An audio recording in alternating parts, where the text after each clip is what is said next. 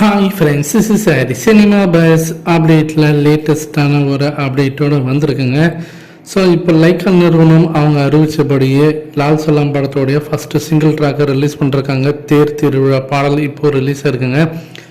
பாடலை கேட்கும் போது நமக்கு அப்படியே பார்த்தீங்கன்னா ஒரு வில்லேஜ் ஒரு ஃபெஸ்டிவல் செட்டப் அந்த ஒரு வைப்ஸ் நமக்கு நல்லாவே கிடைக்குது. பேக்ட்ராப்ஸ்லாம் அதில் வரக்கூடிய அந்த ஸ்லைட் ஷோஸ்லாம் பார்த்தீங்கன்னாக்கா ஏதோ பெரிய திருவிழா நடக்கிற மாதிரி தான் இருக்குது அந்த வில்லேஜில். ஸோ படத்தோடைய ஓப்பனிங் சாங்காக கூட இது இருக்கலாம், மேபி நமக்கு தெரியல. ஆனால் இந்த பாடல் வந்து ஒரு கலர்ஃபுல்லாக இருக்கும் ஸ்க்ரீனில் பார்க்கும்போது கண்டிப்பாக அப்படின்னு தோணுது. ஏஆர் ரஹ்மான் கிட்டேருந்து ரொம்ப நாள் கழிச்சு ஒரு வில்லேஜ் பேக்ட்ராப்ஸ் இருக்கக்கூடிய ஒரு பாடல் நம்ம வந்து கேட்குறது ரொம்பவே இனிமையாக இருக்குது.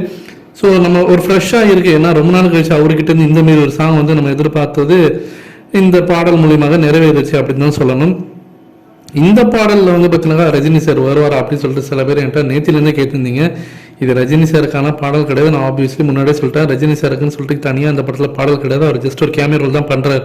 ஸோ அதனால் அவர்கிட்ட நீங்கள் பாடல் எதுவும் எதிர்பார்க்க முடியாது. இது முழுக்க பார்த்தீங்கன்னாக்கா அது விஷ்ணு விஷாலோ இல்லை விக்ராந்தோ அவங்களுடைய வில்லேஜில் நடக்கக்கூடிய ஒரு பேக்ரவுண்டில் நடக்கக்கூடிய ஒரு வில்லேஜ் திருவிழா. அந்த திருவிழாவில் இந்த பாடல் வரும் அப்படின்றது தான் எனக்கு தோணுது. அதுவும் ஃபர்ஸ்ட் ஹாஃப்லேயே வந்துருந்தான் தோணுது. ஏன்னா இவங்கெல்லாம் வந்து அந்த மும்பைக்கு வந்து கிரிக்கெட் விளையாடுறதுக்கு போகிறதுக்கு முன்னாடி அவங்களுடைய வில்லேஜில் இருக்கும் போது நடக்கிறது. ஸோ அதனால் மேபி இது வந்து ஃபர்ஸ்ட் ஹாஃப்லேயே வரலாம், மேபி ஓப்பனிங் சாங் கூட இது இருக்கலாம், தெரியல நமக்கு.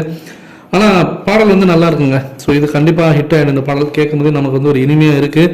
இந்த பாடலில் நீங்கள் கேட்டுட்டீங்களா? ஸோ எந்த அளவுக்கு நீங்கள் ஆர்வமாக இருக்கீங்க?